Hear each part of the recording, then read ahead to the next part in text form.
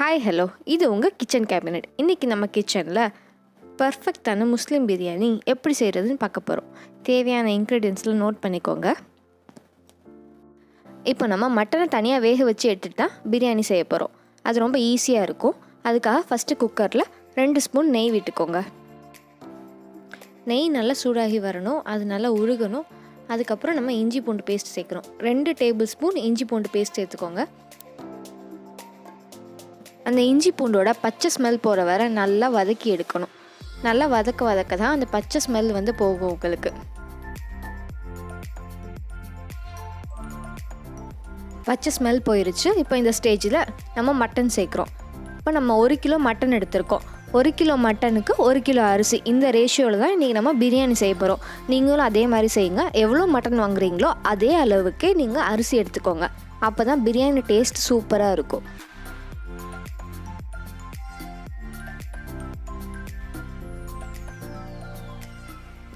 அந்த இஞ்சி பூண்டு பேஸ்ட்டோட மட்டன் நல்லா மிக்ஸ் ஆகணும்.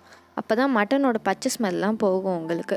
இஞ்சி பூண்டோட வாசனை அந்த மட்டனில் சேர்ந்து பிரியாணிக்கு ஒரு சூப்பர் டேஸ்ட்டாக இருக்கும்.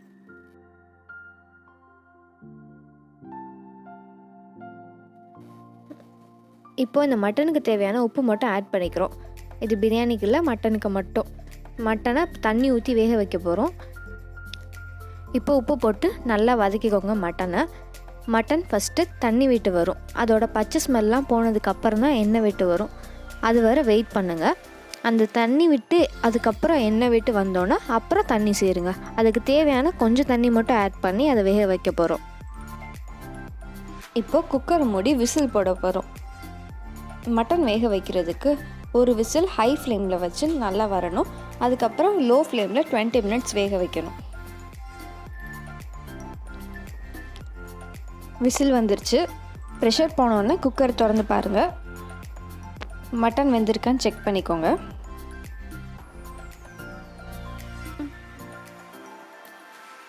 மட்டன் வெந்துருச்சான்னு தொட்டு பாருங்கள். நல்லா சாஃப்டாக இருக்குது. அவ்வளோதான், நம்ம பிரியாணிக்கு தேவையான மட்டன் ரெடி. நெக்ஸ்ட்டு நம்ம பிரியாணி செய்கிறதுக்கு ஒரு பெரிய பாத்திரம் வச்சுருக்கோம். உங்களுக்கு 1 கிலோவுக்கு எவ்வளோ தேவையோ அந்த சைஸில் சட்டி வச்சுக்கோங்க. சட்டியை காய வைங்க. ரொம்ப காய விட்டுறாதீங்க. சூடு ஏறினதும் 4 டேபிள் ஸ்பூன் நெய் விட்டுக்கோங்க. நெய்யோட 2 டேபிள் ஸ்பூன் எண்ணெய் சேர்த்துக்கோங்க. ரீஃபைண்ட் ஆயில் சேர்த்துக்கோங்க. வேறு எந்த ஆயிலும் சேர்த்துடக்கூடாது.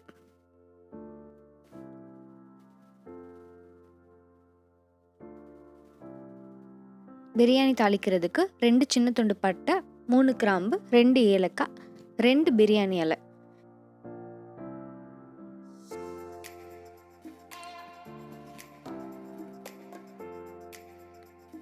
பட்டை கிராம் நல்லா பொரிஞ்சு வரணும். அது பொரிஞ்சு வந்தோடனே வெங்காயம் சேர்க்க போகிறோம். இப்போ 1 கிலோ அரிசிக்கு 1/2 கிலோ வெங்காயம், இந்த ரேஷியோவில் சேர்த்துக்கோங்க. வெங்காயத்தை இப்படி ஸ்லைஸ் பண்ணி போடும்போது அது நல்லா டேஸ்ட்டாக இருக்கும் பிரியாணிக்கு.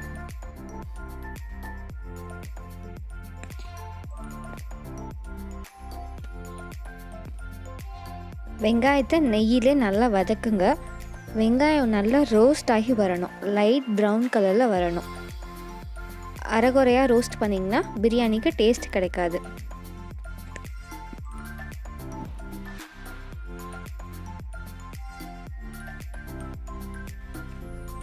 இப்போ வெங்காயம் நல்லா வதங்கிருச்சு. அடுத்து நம்ம இஞ்சி பூண்டு பேஸ்ட் சேர்க்க போகிறோம். இது பிரியாணிக்கு தேவையான இஞ்சி பூண்டு பேஸ்ட். மட்டனில் கொஞ்சம் சேர்த்துருக்கோம். பிரியாணிக்கு 2 டேபிள் ஸ்பூன் சேர்த்துக்கோங்க. மட்டனில் 2 டேபிள் ஸ்பூன், பிரியாணிக்கு 2 டேபிள் ஸ்பூன். இஞ்சி பூண்டு டேஸ்ட் தான் உங்களுக்கு நல்ல வாசனையும் நல்ல டேஸ்ட்டும் கொடுக்கும். இஞ்சி பூண்டோட ரா ஸ்மெல் போகிற வரை நல்லா வதக்குங்க. அது ரா ஸ்மெல் போனோன்னே நல்லா 1 கை அளவு கொத்தமல்லி இலையும் 1 கை அளவு புதினாவும் சேருங்க. கொத்தமல்லி இலையும் புதினாவும் தான் பிரியாணிக்கு நல்ல வாசனையை கொடுக்கும். நல்லா ஃப்ரெஷ்ஷாக இருக்கணும், அப்போ தான் நல்லாயிருக்கும்.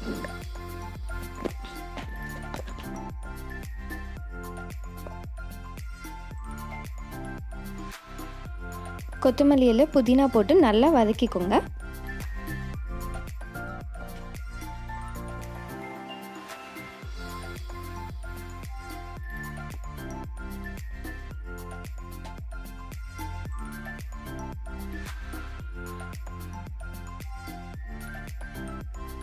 பிரியாணிக்கு தேவையான பச்சை மிளகாய் ஆட் பண்ணிக்கோங்க. 2 பச்சை மிளகா 4 கீறி போட்டுக்கோங்க.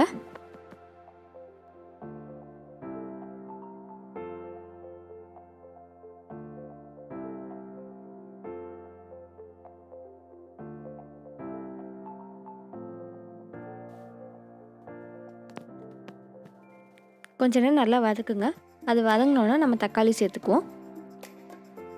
ஒரு 7-8 தக்காளி, நல்ல பழமான தக்காளியாக சேர்த்துக்கோங்க. தக்காளி போட்டு நல்லா வதக்கிக்கோங்க.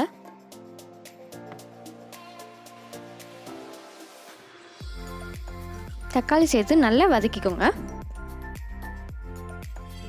தக்காளி லைட்டாக வதங்கினதும் இப்போ உப்பு போட்டுக்கோங்க.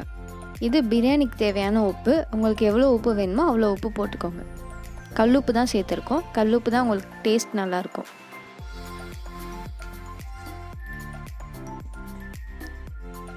உப்பு போட்டு வதக்கிக்கோங்க. அதுக்கப்புறம் பட்டை கிராம் தூள் சேர்க்குறோம். இது நாங்கள் பிரியாணிக்குன்னு தனியாக அரைச்சி வச்சுருக்க பட்டை கிராம் தூள். இதோட ரெசிபி தனியாக இன்னொரு வீடியோவில் போடுறோம். இதுதான் இந்த பிரியாணி டேஸ்ட்டே கொடுக்கும். அப்போ தான் அந்த ஆத்தென்டிக் முஸ்லீம் பிரியாணி மாதிரி இருக்கும். 2 டீஸ்பூன் பட்டை கிராம் தூள் சேர்த்துக்கோங்க. 1 டீஸ்பூன் மல்லித்தூள் சேர்த்துக்கோங்க. போட்டு நல்லா வதக்கிக்கோங்க.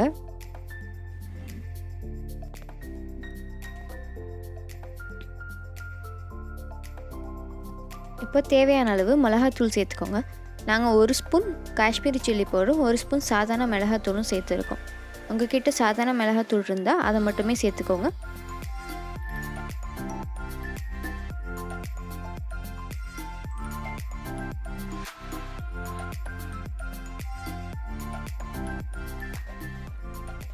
பிரியாணிக்கு தேவையான மசாலாலாம் போட்டாச்சு. இப்போ எல்லாத்தையும் போட்டு நல்லா வதக்கிக்கோங்க. அடி பிடிக்காமல் வதக்கிக்கோங்க.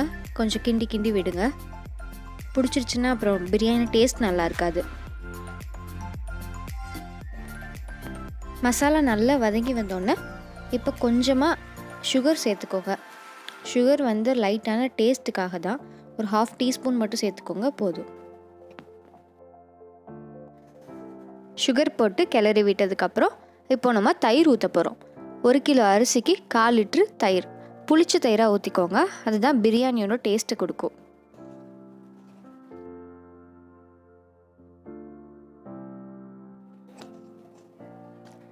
தயிர் ஊற்றி நல்லா கிளறி விடுங்க. தயிர் இந்த மசாலாவோட சேர்ந்து வரணும்.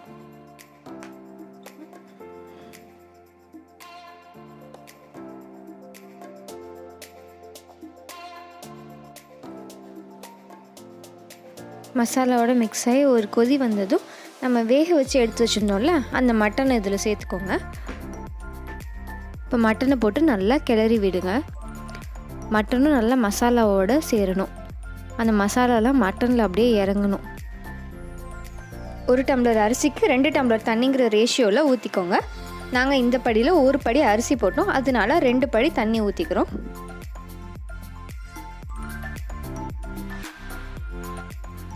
ஃபஸ்ட்டு ஊற்றிருக்கிறது கறியை வேக வச்சு எடுத்துருக்க தண்ணி. ஃபஸ்ட்டு குக்கரில் வேக வச்சோம்ல அந்த தண்ணி. அதோடு நெக்ஸ்ட்டு நார்மல் வாட்டர் தான் ஊற்ற போகிறோம். நீங்கள் எவ்வளோ அரிசி போட்டிருக்கீங்களோ அதுக்கு தகுந்த மாதிரி தண்ணி ஊற்றிக்கோங்க. தண்ணி ஊற்றி நல்லா கிளறி விட்டுக்கோங்க. அப்புறம் உப்பு டேஸ்ட் பார்த்துக்கோங்க. உப்பு கம்மியாக இருந்துச்சு அப்படின்னா கொஞ்சமாக ஆட் பண்ணிக்கோங்க. தண்ணி கொதிக்கிறதுக்கு முன்னாடியே நம்ம அரிசி போட்டுறணும். நம்ம எடுத்து வச்சுருக்க அரிசியில் 1 ஸ்பூன் நெய் விட்டு நல்லா கிளறி விட்டுக்கோங்க. அந்த நெய் எதுக்காக விடுறோம்னா அப்போ தான் அரிசி ஒட்டாமல் வரும். பிரியாணி நல்லா உதிரி உதிரியாக வரும். தண்ணி இன்னும் சூடு வரல. இந்த ஸ்டேஜில் அரிசியை போட்டுக்கோங்க. இதுதான் கரெக்டான ஸ்டேஜ். அப்போ தான் பிரியாணி நல்லா உதிரி உதிரியாக டேஸ்ட்டாக வரும்.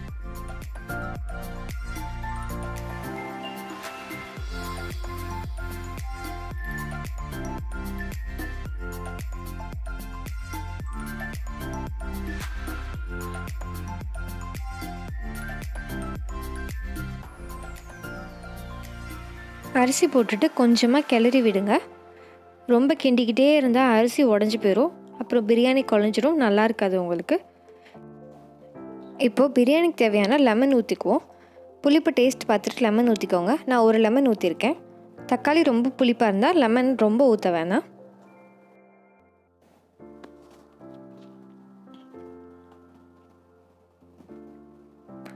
லெமன் ஊற்றி கொதி வரணும். மூடி போட்டு மூடி வச்சுருங்க. மூடியே வச்சிட்டிங்கனாலும் அடி பிடிச்சிரும். அப்பப்போ மூடியை திறந்து கிண்டி விட்டுக்கோங்க. அடி பிடிச்சிடாமல் பார்த்துக்கோங்க. பிடிச்சிருச்சுன்னா பிரியாணி நல்லா இருக்காது.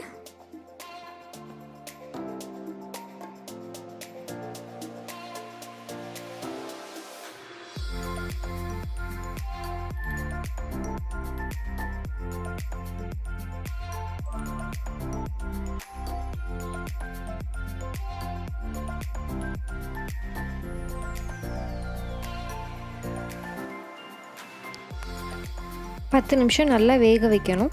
அது 10 நிமிஷம் வெந்தால் தான் கரெக்டாக இருக்கும். 10 நிமிஷத்துக்கு மேலே வச்சிடாதீங்க. இப்போ தண்ணியெல்லாம் செட் ஆகி தம் போடுற ஸ்டேஜுக்கு வந்துருச்சு. இப்போ தான் நம்ம தம் போட போகிறோம். தம் போடுறதுக்கு முன்னாடி ஒரு ஸ்பூன் நெய்யை மேலாப்பில் ஊற்றி அப்படியே தடவி விடணும். அந்த நெய் தான் அப்படி திறக்கும்போது நல்ல வாசனையாகவும் ஒட்டாமையும் வரும் பிரியாணி உங்களுக்கு.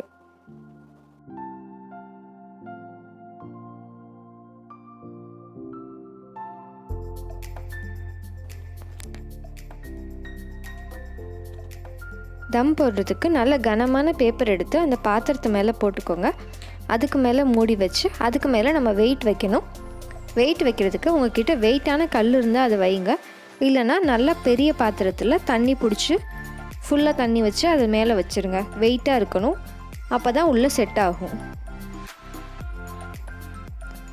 20 மினிட்ஸ் லோ ஃப்ளேம்லேயே வச்சு தம் போடுங்க. கரெக்டாக 20 மினிட்ஸ் தான். 20 மினிட்ஸ் முடிஞ்சிச்சு. இப்போ நம்ம ஓப்பன் பண்ண போகிறோம்.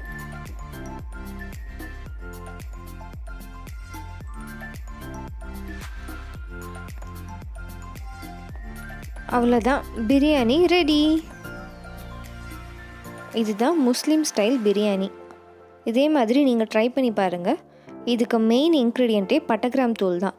அந்த பட்டைக்கிராம் தூளோட மெஷர்மெண்ட் நான் உங்களுக்கு கீழே டிஸ்கிரிப்ஷன் பாக்ஸில் தரேன். அதோட வீடியோ இன்னொரு நாள் கிளியராக போடுறேன். இப்போ இந்த பிரியாணி செஞ்சு பார்த்துட்டு எங்களுக்கு கமெண்ட்டில் சொல்லுங்கள். லைக் பண்ணுங்கள், ஷேர் பண்ணுங்கள். அப்படியே எங்கள் கிச்சன் கேபினட் சேனலுக்கு சப்ஸ்கிரைப் பண்ணுங்கள். தேங்க்யூ.